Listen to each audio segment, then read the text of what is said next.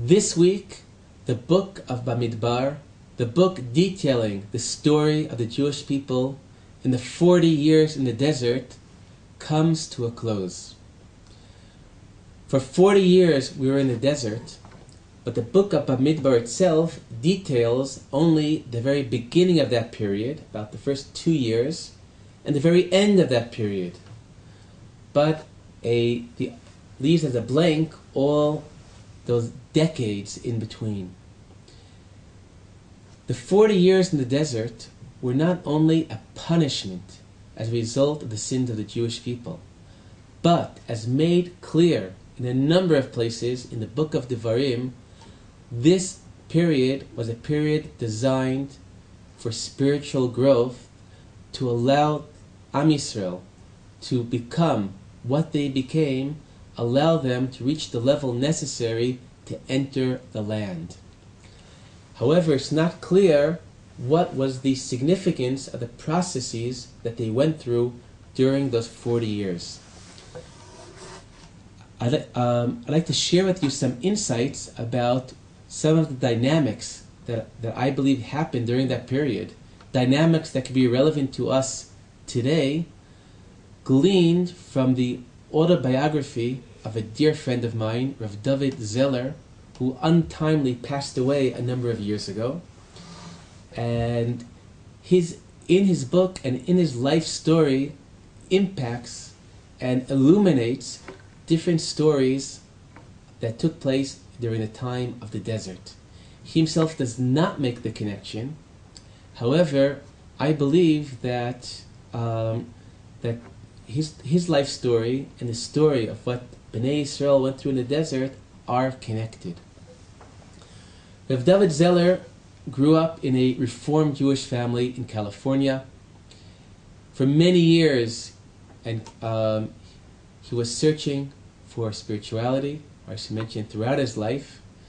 And at one point, he hitchhiked from Turkey to India, through Afghanistan, good old days, and for a time lived as a sadhu in India. A sadhu is a person who relinquishes all possessions and tries to live based on a belief that all comes from God, and during that process he ultimately took place the changes that led him to come back to Judaism. But he shares during the course of his book of some lessons about life, about connection to God he learned during that period. One story he tells is that part of the point of being a sadhu is believing that, trusting to God, that ultimately you'll have what you need to eat and get by. And as a result, one day he was offered some bread, some food, but he ate what he needed to eat, but he took a bunch of spare food, hid it away somewhere, because you never know what's going to be, where's my next meal going to come from. But that night he was invited to a banquet, and at the banquet he was able to eat his full, and meanwhile the bread that he put away got a bit stale, and he realized that he really should, to be devoted to the path that he chose, he really should choose to continue believing that with the good people around him, belief in God, somehow he'll get what he needs and be more laid back about it. When he finished sharing this anecdote with us, I think it's so reminiscent about the story in the desert of the man. About 40 years learning, day in, day out, to trust to God that ultimately He will provide, and during that period not storing away, but realizing if God says that you'll have your daily portion, you'll have it, and learning to live belief that God ultimately gives you your substance. Now, I think neither the reality we live in is not in the desert that we have the daily man, and not a sadhu lives in a society that people are naturally give you your substance.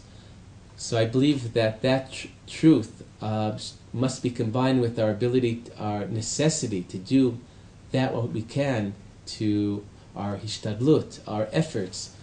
But ultimately, to take from these experiences, ultimately have a faith that not everything is based on our efforts. We do what we can, but ultimately we have faith in God to ultimately give us our sustenance. A second issue story he shares with us is, he mentions one day his teacher saw him looking with big eyes at this wagon filled with brown sugar, and the teacher realized that Zeller still had a way to go to wean himself from his desire for the sweets. So he tells Zeller, I have a friend who has a farm and he grows this type of sugar. Tell him I sent you and he'll give you as much as you want. And sure enough, Rav David, he makes it over to that farm, and the person hears that this teacher who had sent him said, you know what, eat as much as you want. And he ate, and he ate, and he ate. And he ate, and he ate, and he ate. And since that day, he cannot bear looking, touching, or tasting brown sugar. And this again is a way of educating people, sometimes giving them what they want, and till ultimately they themselves maybe achieve a disgust of and become immune to the temptations of that. And this is reminiscent of the story in the Midbar of the desire for meat. There was a tremendous desire for meat, and ultimately they were given their desire till the meat came out of their noses from the great quantities. And giving things in great quantities is sometimes the way to help wean somebody from a addiction. But the third and the most significant lesson, and this is really the essence of what I wanted to share with you today, is he tells us about the experience that he had, that one night he had a walk through some forest, and as a sadhu he doesn't have any shoes, and he's walking in the night, it's dark around him, and he's constantly involved in where's his next step going to be.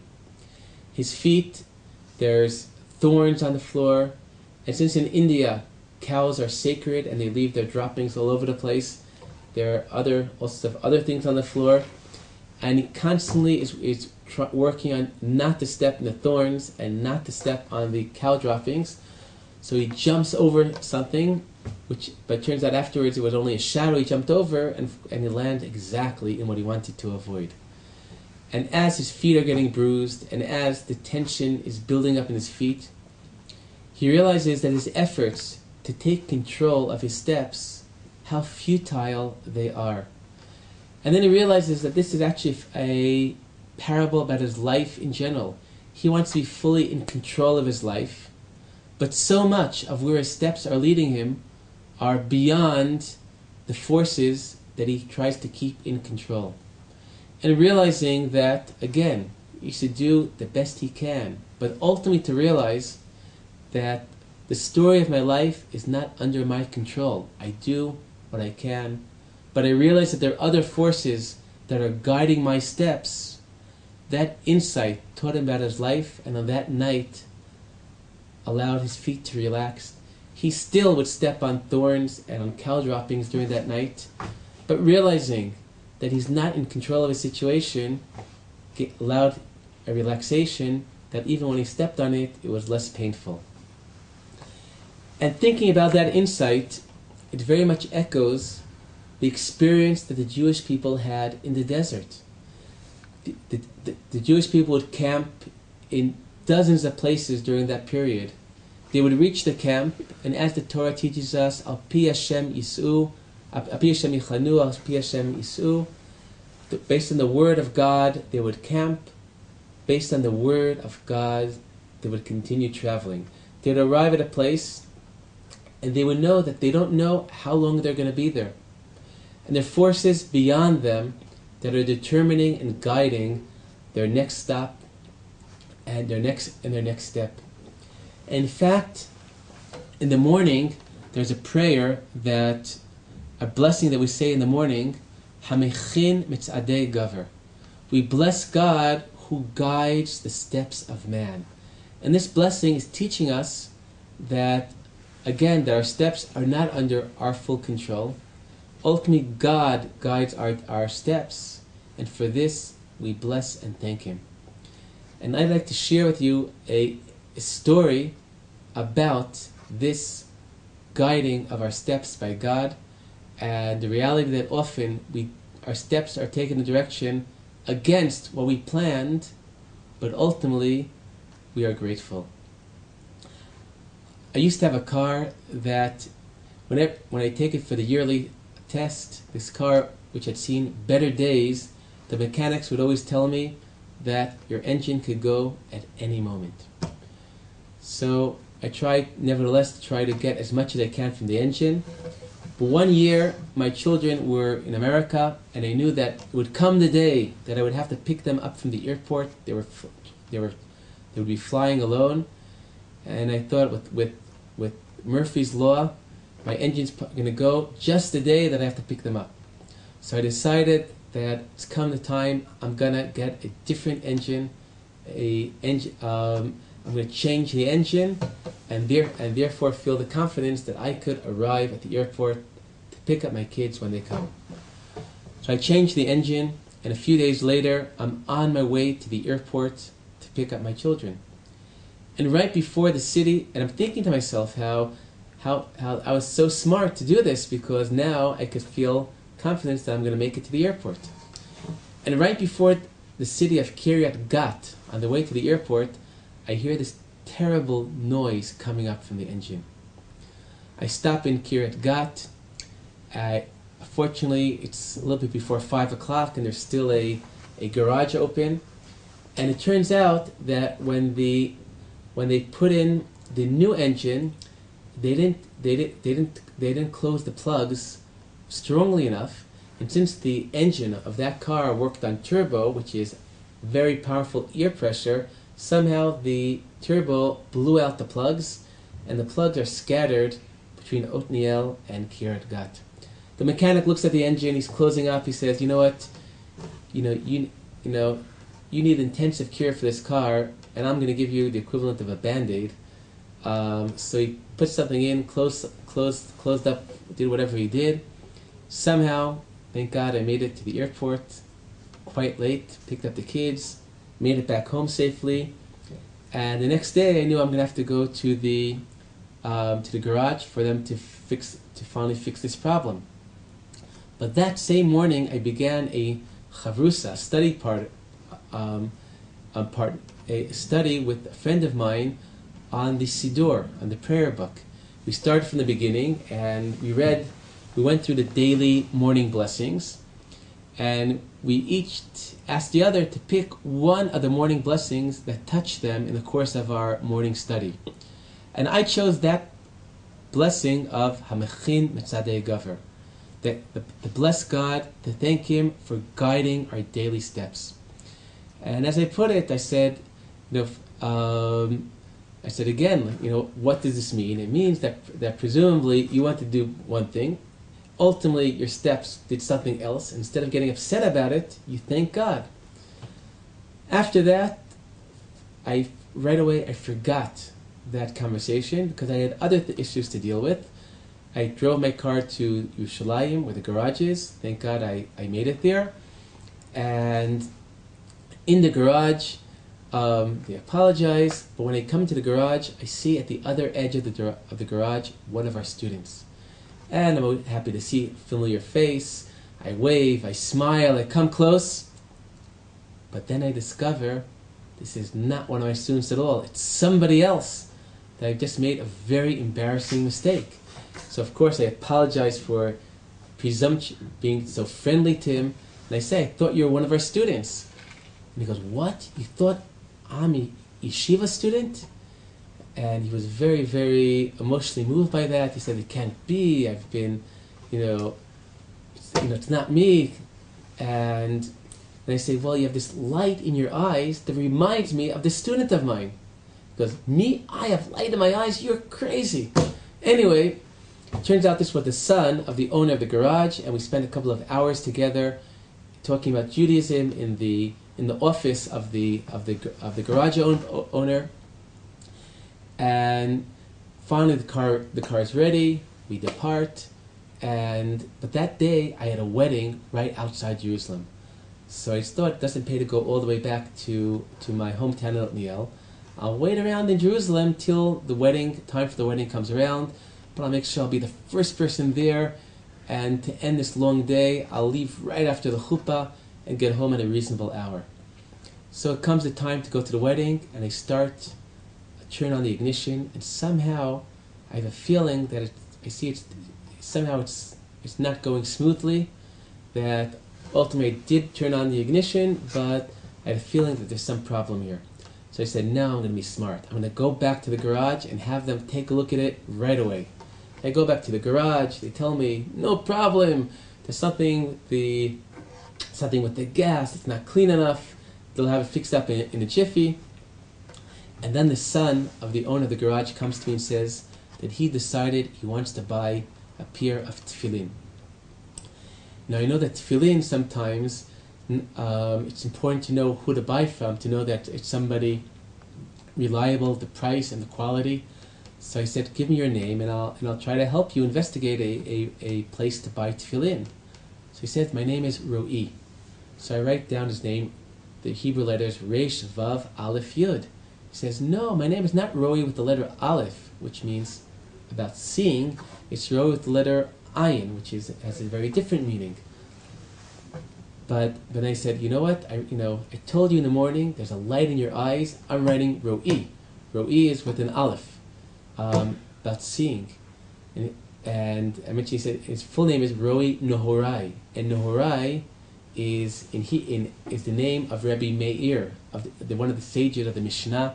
Meir is light, and Meir and Nehorai relate to light. I said, I told you, Ro'i Nehorai, your name is all about light. I told you have your light in your eyes.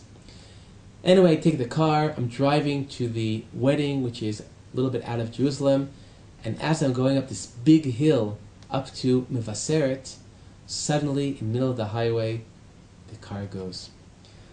Cars to the left of me, cars to the right of me, people stopping on the highway to yell at me, say, why did you stop your car right in the middle of the highway? I closed the car, waited a few minutes, then ultimately I managed to turn on the ignition. I kept the air conditioner closed, the light closed, everything closed except the ignition itself, and I made it up that hill. But when I got to the wedding, it was the very last moment of the chuppah. And I look at the chuppah, and under the chuppah, standing next to the chatan, is the son of the owner of the garage. But then I come close and I realize it's not the son of the owner of the garage. It's the same student that I thought I saw in the morning. And the truth is, this student, he, in fact, I don't know if didn't really qualify to be called a student of mine, because when he came back from the army, after a few days in yeshiva, that I was the Rabbi of the students that had come back from the army, after a few days he decided yeshiva wasn't for him and he left. And I always felt that had I spent some more time with him on those first few days, maybe he would have stayed and things would have turned out differently. So the chuppah ends, I go up, I give him a big hug, and I say, all day I've been thinking about you and about the light in your eyes. And he goes, me? I have light in my eyes? Are you crazy? Anyway, we had a long, very beautiful conversation. Ultimately, I made it home a lot later than I had planned. And as I'm driving in, I'm realizing that the whole story of my day is exactly that insight that I learned from that blessing in the morning. Hamichin metzedei gaver. Realizing we do our best efforts, but ultimately the forces guiding our steps in life are forces beyond us. And by realizing that so many of the things that didn't go the way they should have gone come from above and not from below, help us look and find a way to find joy and meaning in those seeming missteps, to take us above and not below. Shabbat Shalom.